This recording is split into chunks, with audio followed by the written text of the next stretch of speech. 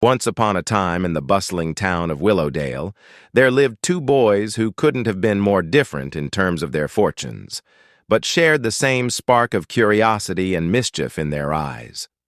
The first boy, Leo, lived in a grand mansion on the hill, surrounded by lush gardens and a fountain that sparkled in the sun.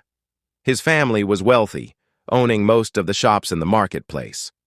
Leo had everything a kid could dream of: toys that filled an entire room, a wardrobe that could rival a king's, and a butler who always greeted him with a warm smile and a tray of cookies.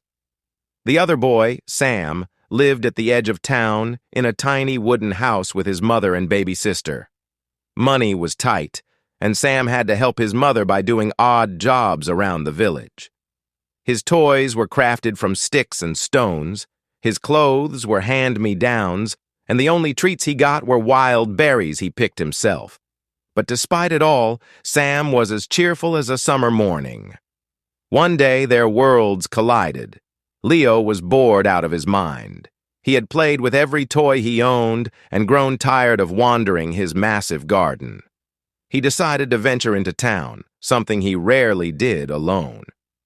As he walked through the cobblestone streets, he stumbled upon Sam, who was fixing a cartwheel outside the blacksmith's shop.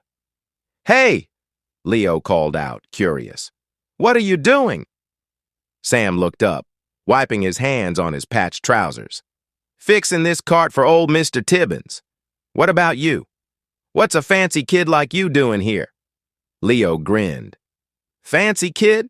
I was just exploring. You fix carts for fun?" Sam chuckled. "Not for fun, for coins, but it's not so bad. Want to help?" Leo hesitated. He had never worked with his hands before, but something about Sam's easygoing tone made him say, "Sure."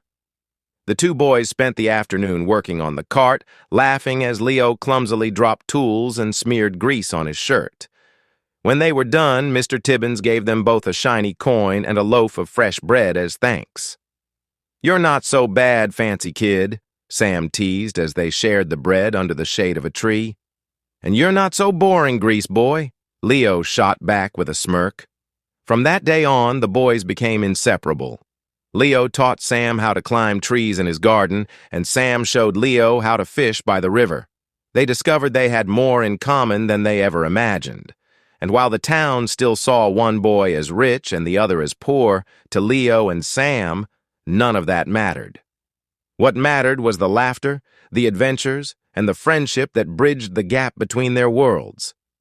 Thanks for watching.